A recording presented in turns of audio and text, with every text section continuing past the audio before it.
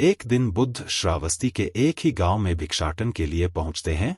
जब बुद्ध गांव में प्रवेश करते हैं तो देखते हैं कि पूरे गांव में सन्नाटा छाया हुआ है। दूर दूर तक कोई भी व्यक्ति नजर नहीं आ रहा था। बुद्ध उस गांव के पहले द्वार पर जाते हैं और कहते हैं, भिक्षम देहि, परंतु भीतर से बाहर कोई नहीं आता। बुद्ध दूसरे द्वार पर जाते हैं परंतु कोई दरवाजा नहीं खोलता। बुद्ध तीसरे द्वार पर जाते हैं परंतु उस द्वारा से भी कोई भी व्यक्ति बाहर नहीं आता। फिर अचानक से एक दरवाजा खुलता है जिसमें से एक व्यक्ति बाहर निकलता है। वह जल्दी से बुद्ध का हाथ पकड़ता है और उन्हें अपने घर में ले जाता है और कहता है, क्षमा करे बुद्ध, परंतु इस समय आप बाहर नहीं जा सकते हैं। उंगलीमाल को श्रावस्ती की सीमा पर देखा गया है। सभी गांव वाले डर के मारे अपने घरों की खिड़कियां दरवाजे बंद करके बैठे हुए हैं।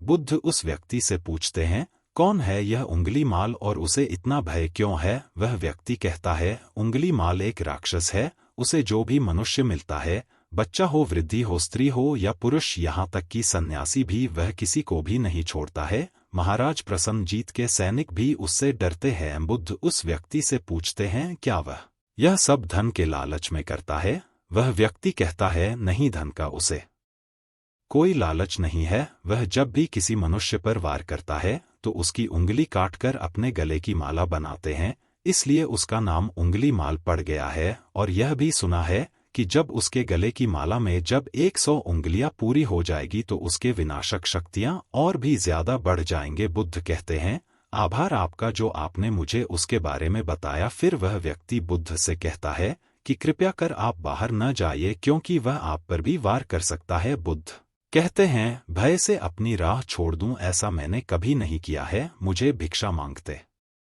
देख जनवरी से जनवरी के हृदय में उंगलीमाल का भय कम होगा। फिर वह व्यक्ति कहता है, नहीं बुद्ध, आप मत जाइए, वह बहुत ही ज्यादा खतरनाक है।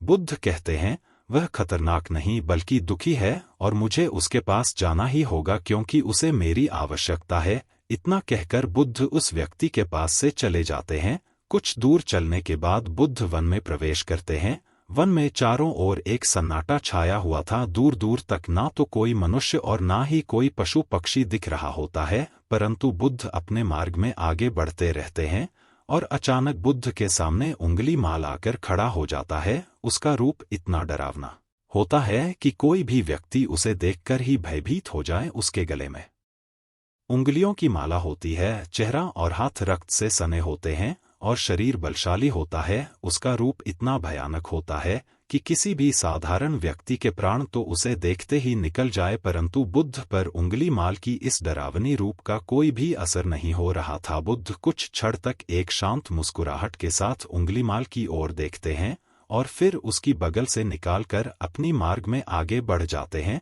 बुद्ध को ऐसा करते देख उंगलीमाल को यह समझ नहीं आता कि उसके साथ यह क्यों हो रहा है। वह मन ही मन सोचता है कि मुझे देखकर लोग या तो भाग जाते हैं या मुझे देखकर ही मर जाते हैं या फिर मुझे से लोग अपने प्राणों की भीख मांगने लगते हैं। मैंने कई सन्यासियों को भी मारा है परंतु मैं आज तक कोई ऐसा व्यक्ति नहीं देखा जो मुझे नजरअंदाज करके अपने मार्ग में आगे बढ़ते जाएं। या तो इसने मुझ पर ध्यान नहीं दिया होगा या फिर हो सकता है यह देख ही ना सकता हो, परंतु मुझे इससे क्या, मुझे तो अपनी उंगलियों की माला पूरी करनी है। उंगलीमाल बुद्ध को आवाज लगता है, ये साधु रुक। फिर भी बुद्ध उंगली माल को नजरअंदाज करते हैं और अपने मार्ग में आगे बढ़ते रहते हैं। उंगलीमाल और ज्यादा क्रोध में होकर बुद्ध को आवाज लगता है, ये साधु रुक। फिर भी बुद्ध उंगलीमाल को फिर से नजरअंदाज करते हैं और अपने मार्ग में आगे बढ़ते हैं। उंगलीमाल तीसरी बार बहुत ही ज्यादा क्रोध में होकर आवाज लगता है, ये साधु रुक। फिर बुद्ध रुकते हैं। उंगलीमाल बुद्ध के पास जाता है और कहता है, मेरे आदेश देने के बाद भी तू क्यों नहीं रुका? बुद्ध कहते हैं, मैं तो बहुत पहले ही रुका चुका हूं, तुम ही चलते जा रहे हो। उंगलीमाल ये समझ ही नहीं पता कि बुद्ध क्या कह रहे हैं, परंतु वह उतना जरूर समझ जाता है कि सामने खड़ा व्यक्ति उसे थोड़ा भी नहीं डर रहा है। उंगलीमाल बुद्ध को डराने के लिए चिल्लाकर पहुंचता है, ये साधु, तुझे मुझसे भय नहीं लग रहा है क्या? मैं आदिमानव हूं। बुद्ध कहते हैं, नहीं, तुम मानव हो। बुद्ध की यह बात उंगली के हृदय पर लगती है, पहली बार उसे किसी ने मानव कहा था, परंतु इस बात को नजरअंदाज करने का प्रयास करता है और बुद्ध से पूछता है, ये साधु, तूने यह क्यों कहा कि तू कब का रुक चुका है, जबकि तू तो चल रहा था, और तूने ये क्यों कहा कि मैं नहीं रुका। बुद्ध कहते हैं, मैं बहुत पहले ही रुक चुका हूँ, यानी मैंने ऐसे सारे बुरे कृत्य करना छोड़ दिया है जिससे किसी भी व्यक्ति को कष्ट पहुंच सकता है। सब जीना चाहते हैं, बस तुम उन्हें करुणा से देखने का प्रयास करो। बुद्ध के यह शब्द दोबारा से उंगली माल के हृदय पर चोट करते हैं, परंतु वह दोबारा से बुद्ध की बातों को नजरअंदाज करने का प्रयास करता है और इस बार वह और क्रोध से भरकर बुद्ध की गर्दन पर अपना कटारी रख देता है, जिससे वह लोगों की हत्या किया करता था। और बुद्ध से चिल्लाकर कहता है, नहीं, मानव में ना तो प्रेम है और ना ही करुणा है, सिर्फ छल और कपट है, इसलिए मैं सबकी हत्या करूंगा और किसी को भी जीवित नहीं छोड़ूंगा। बुद्ध कहते हैं, तुम्हें लोगों ने बहुत दुख दिया है। उंगली माल क्रूरता मनुष्य अज्ञान के कारण ही करता है। ईर्ष्या, द्वेष, मोह, माया, यह सभी अज्ञान के ही कारण होता है, परंतु वह व्यक्ति ही है जिसमें दया, करुणा, सद्भाव और समझ का भी उदय होता है। उंगली माल यदि इस जीवन में क्रूर और निष्ठुर लोग हैं तो दयावान भी हैं। बस तुम्हें अपने आंखों के इस अंधेपन की पट्टी को हटाना होगा जो तुम्हें केवल बुराई ही दिखा रही है। तीसरी बार बुद्ध के शब्द को सुन उंगली माल के खुद पर से संयम हट जाता है। उसे समझ नहीं आता कि पहली बार उसे अपना आपा इतना कमजोर क्यों महसूस हो रहा है। वह कोशिश तो करता है क्रोध करने की, परंतु नहीं कर पाता है। वह बड़ी हिम्मत जुटाकर क्रोधित होने का नाटक कर बुद्ध से कहता है, तुम और व्यक्तियों जैसे नहीं हो। बुद्ध कहते हैं, मैं हर व्यक्ति जैसा ही हूँ, बस जागृत हूँ और यह सिद्ध कर रहा हूँ कि हर व्यक्ति में जागने की क्षमता है। मेरा मार्ग क्रूरता को दया में परिवर्तित करता है। उंगली माल, तुम अनजाने में घृणा के पथ पर हो, बस इस क्षण रुक जाओ। तुम्हारे भीतर भी यह क्षमता है कि तुम दया और करुणा के पथ पर चल सको। इतना सुनते ही उंगली माल के हाथ से कटारी जमीन पर गिर जाती है और उसकी आंखों से आंसू बहने लगते हैं। भला कोई कब तक बुद्ध को अनदेखा करेगा। उंगली माल रोते हुए बुद्ध से पूछता है, क्या आप वही हैं जिन्हें लोग बुद्ध कहते हैं, जो लोगों की मुक्ति के मार्ग पर चलना सीखते हैं। फिर बुद्ध कहते हैं, हाँ, मैं वही हूँ और तुम्हें भी मुक्ति के मार्ग पर ले जाना चाहता हूँ। फिर उंगली माल कहता है, परंतु मैं अब बहुत दूर निकल चुका हूँ। मैंने बहुत हत्याएं की है और बहुत पाप किए हैं। मैं अब चाहकर भी वापस नहीं लौट सकता और मेरा वापस लौटना असंभव है। बुद्ध कहते हैं, असंभव कुछ भी नहीं, जब जागो तभी सवेरा। उंगली माल कहता है, मैं अब पुनः जीवन की ओर नहीं मुड़ सकता, बहुत देर हो चुकी है। बुद्ध कहते हैं, तुम में इतनी चेतना है कि तुम जानते हो कि जो तुमने अब तक किया वह बुरा था। इसका अर्थ यह है कि तुम जानते हो कि क्या अच्छा है और क्या बुरा है। उंगली माल, जिस दिन से तुमने अच्छा कार्य करना शुरू कर दिया उस दिन से तुम्हारा एक नया जीवन शुरू हो जाएगा। फिर उंगली माल कहता है, मैं कितने भी अच्छे कार्य क्यों ना करूं, परंतु लोग मुझे उसी दृष्टि से देखेंगे और मुझे चैन से नहीं जीने देंगे। बुद्ध कहते हैं, उंगली माल, यदि तुमने हिंसा का मार्ग छोड़ा तो मैं तुम्हें मार्ग दिखाऊंगा और तुम्हारा संरक्षण करूंगा और तुम्हें लोगों के घृणा से बचाऊंगा। बस पहला कदम तुम्हें ही उठाना होगा। उंगली माल पूछता है, क्या यह हो सकता है। बुद्ध कहते हैं, अवश्य हो सकता है। तुम में असामान्य बुद्धि है। उंगली माल, तुम परम शक्ति के पथ पर बहुत आगे जाओगे। उंगली माल रोते हुए बुद्ध के चरणों में गिर पड़ता है और कहता है, मैं आपको वचन देता हूं कि मैं सारे बुरे कार्य करना छोड़ दूंगा और आपके पीछे करुणा के पथ पर चलना सीखूंगा। कृपया कर आप मुझे अपना शिष्य बना लीजिए। बुद्ध कहते हैं, मैं किसी को अपना शिष्य नहीं बनाता, बल्कि व्यक्ति स्वयं मेरे संग से जुड़ता है। उंगली माल उसी समय बुद्ध का भिक्षु बन जाता है। यहाँ पर एक बात समझना जरूरी है कि बुद्ध किसी को भी अपना शिष्य या भिक्षुक नहीं बनाते थे। जो भी व्यक्ति उनके साथ जुड़ता था वह उसे केवल मार्ग दिखाते थे और वह उस मार्ग पर चलता था। भिक्षु और शिष्य शब्द केवल संघ से जुड़ने वाले लोगों की पहचान होती थी। कहानी में आगे बढ़ते हैं। बुद्ध का भिक्षु बनने के बाद उसका नाम अहिंसक पड़ जाता है। फिर बुद्ध ने जैसा उसका नाम रखा था वह वैसा ही बन चुका होता है। दोस्तों, चलिए जानते हैं कि कैसे उंगली माल राक्षस एक अहिंसक बना। जब अहिंसक प्रथम बार अन्य भिक्षुओं के साथ एक गांव में भिक्षाटन के लिए जाता है तो गांव के कुछ लोग उससे बदला लेने के लिए उसे लाठी डंडे से पीटने लगते हैं। जब यह बात बुद्ध को पता चलती है तो वह तुरंत उसे बचाने के लिए उसके पास पहुंचते हैं और अपने शरीर को लाठी डंडों के बीच में ले आते हैं जो अहिंसक को पड़ रहे थे। बुद्ध को देखकर उन गांव वाले डंडे और पत्थर मारना बंद कर देते हैं। सभी लोग बुद्ध से कहते हैं, बुद्ध क्यों आप इस हत्यारे उंगली माल की रक्षा कर रहे हैं? न जाने कितने लोगों की जाने ली है इसने।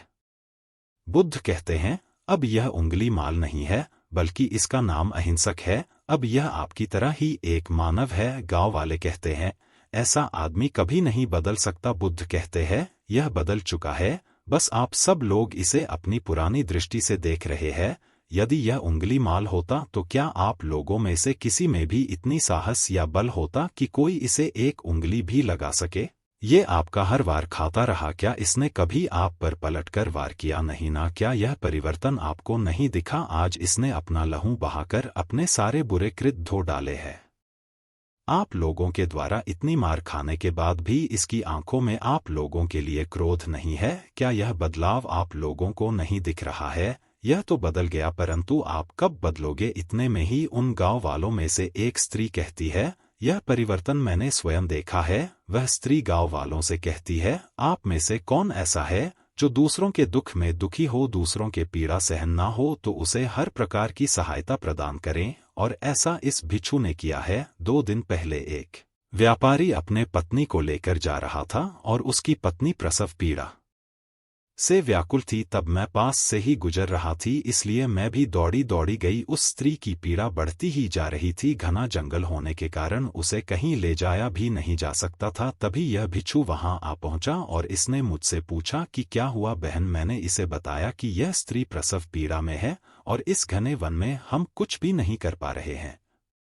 कब तक यह कष्ट भोगेगी? कहीं इसके और इसके बच्चे के प्राण न चल जाए। फिर इस भिक्षु ने मुझसे कहा कि ऐसा नहीं होगा, मैं अभी अपने गुरु के पास जाऊंगा, वह अवश्य ही कोई मार्ग दिखाएंगे। इतना कहकर यह भिक्षु दौड़कर वहां से चला गया। बुद्ध कहते हैं कि फिर वह अहिंसक मेरे समक्ष आया और मेरे पैरों में गिरकर मुझसे कहने लगा, बुद्ध, एक स्त्री गहन प्रसव पीड़ा में है और उसकी पीड़ा बढ़ती ही जा रही है, कहीं माँ और बच्चे को कुछ हो ना जाए। यह सब सुनकर बुद्ध ने कहा कि दौड़ कर जाओ और उससे कहो, बहन, जिस दिन से मेरा जन्म हुआ है मैंने जानबूझकर किसी भी प्राणी को कष्ट नहीं पहुंचाया है।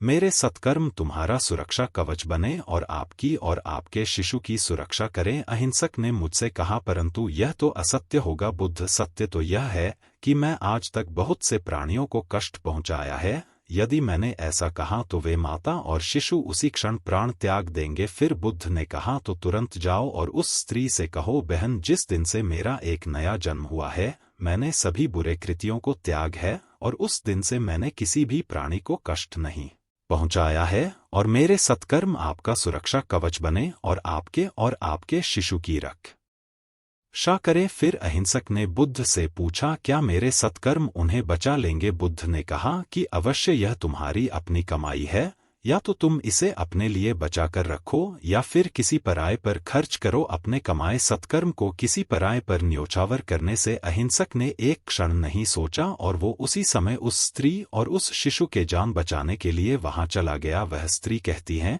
कि हाँ, यह भिक्षु दौड़कर वहां आया और अभी भी वह स्त्री गहन पीड़ा से जूझ रही थी। इसने अपने दोनों हाथ जोड़ और आंखें बंद करके कहने लगा कि बहन, जिस क्षण मैं भिक्षु बना हूँ उस क्षण के बाद मैंने कोई भी ऐसा कृत्य नहीं किया जिससे कि किसी भी प्राणी को कष्ट पहुँचे। मेरे सत्कर्म आपके लिए सुरक्षा कवच बने, आपकी और आपके शिष्यों की रक्षा करें। और इतना कहते ही उस स्त्री ने अपने बच्चों को जन्म दिया। फिर बुद्ध कहते हैं कि दूसरों के दुख से दुखी होने वाला यह व्यक्ति अहिंसक कैसे किसी को दुख दे सकता है? यदि यह भिक्षु मन का सच्चा न होता तो वह स्त्री कब की अपनी प्राण त्याग चुकी होती। फिर अहिंसक ने बुद्ध से कहा कि इन्हें मत रोकिए, बुद्ध, मारने दीजिए और तब तक मारने दीजिए जब तक कि उनके मन का क्रोध शांत ना हो जाए। फिर बुद्ध अहिंसक से कहते हैं, कर्म और गुणों के भंडार हो तुम, आज तुमने अपने नाम अहिंसक को सिद्ध कर दिया है। बुद्ध और उस स्त्री के बात सुन उस सभी गांव वाले कहते हैं, आप सही कह रहे हैं, बुद्ध अहिंसक बदल चुका है और हम सब से ही देखने में भूल हो गई थी। निष्कर्ष। तो दोस्तों, इस गौतम बुद्ध और अंगुलीमाल की कहानी, गौतम बुद्ध और अंगुलीमाल की कहानी कहानी से आपको यह सीखने को मिलता है कि लोग सोचते हैं कि उन्होंने बहुत सारे गलत काम किए हुए हैं, अब इन गलत कामों को सुधारने के लिए कोई भी विकल्प नहीं है। इस पर गौतम बुद्ध कहते हैं कि चाहे आपने अब तक कितने भी बुरे कार्य क्यों न किए हो, लेकिन अगर आप एक विचार को मन में लाते हैं कि अब मुझे कुछ सही करना है, तो वही विचार आपके रूपांतरण का कारण बन सकता है। और सबसे जरूरी बात यह है कि क्या आप पहला कदम उठाने के लिए तैयार हैं। तो दोस्तों, आपको यह गौतम बुद्ध और अंगुलीमाल की कहानी, गौतम बुद्ध और अंगुलीमाल की कहानी कैसी लगी कमेंट करके जरूर बताएं।